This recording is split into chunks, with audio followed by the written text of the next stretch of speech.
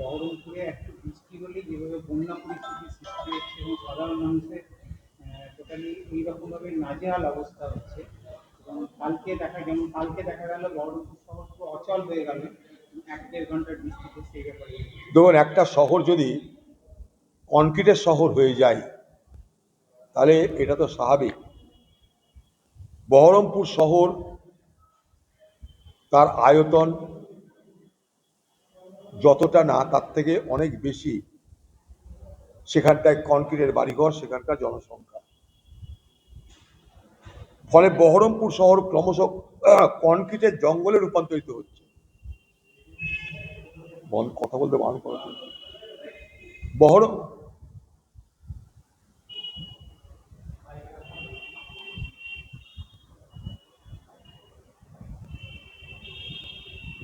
বহরমপুর শহর তার যতটা আয়তন, সেই আয়তনের তুলনায় ঘর বাড়ি রাস্তাঘাট অনেক বেশি হয়ে গেছে।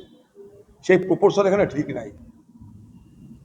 অর্থাৎ কতটা রাস্তার জন্য কতটা বাড়ি, কতটা ফাঁকা জায়গার বিনিময়ে কত মানুষের বসবাস, এই ব্যবস্থাটা করে পৌর কর্তৃপক্ষ এবং নগর পরিকল্পনা।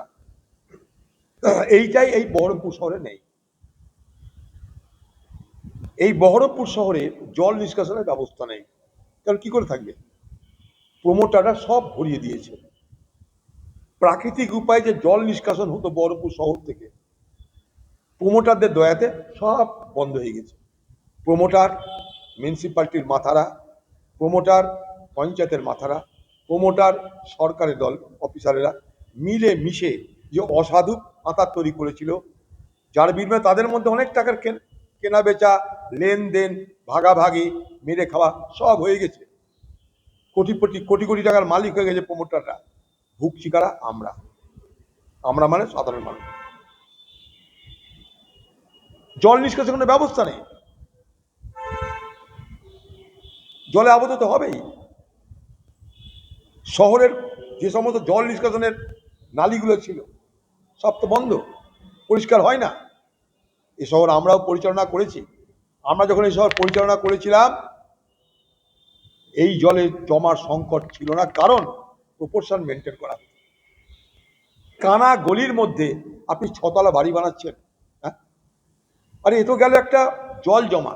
কোথাও যদি আগুন লাগে তো কি হবে? কোনো যদি ভূমিকম্প হয় তো কি হবে? আগুন লাগলে উদ্ধার করার জন্য গাড়ি ঢুকবে না, মানুষ ঢুকবে না, দমকল ঢুকবে না। কোনো ব্যবস্থা করেছে কেউ? যখন আমরা চালিয়েছি এইভাবে মাল্টি স্টোরি বিল্ডিং করতে দিতাম না। আরেকটা ভয়ঙ্কর কি জানেন? এই শহরে ট্রান্সফরমার যেখানে সেখানে বসানো, বড় বিল্ডিং হলে ট্রান্সফরমার বসবে। এই হারে ট্রান্সফরমার বসালে শহরের মানুষের উপরে তার যে শারীরিক প্রভাব পড়ে সেটা কিন্তু কখনো বিবেচনার মধ্যে আনা হয় না। এত ট্রান্সফরমার কেন একটা শহরে? বড় বিল্ডিং বানালে ট্রান্সফরমার বসে যাবে।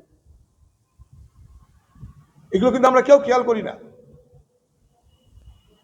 জল নিষ্কাশন নেই, ফাঁকা জায়গা নেই, যা কিছু ফুসফুস ছিল শহরের সব বন্ধ করে দেওয়া হয়েছে। খাল বিল নালা সব বন্ধ। এগুলো কি ব্লটিং পেপারের মতন জল শোক করতে, সব বন্ধ করে দেওয়া হচ্ছে। প্রমোটাররা চলে গেছে, প্রশাসনের কর্তা ব্যক্তিরা মাল খেয়ে বসে গেছে, পাবলিক তোর এবার মন।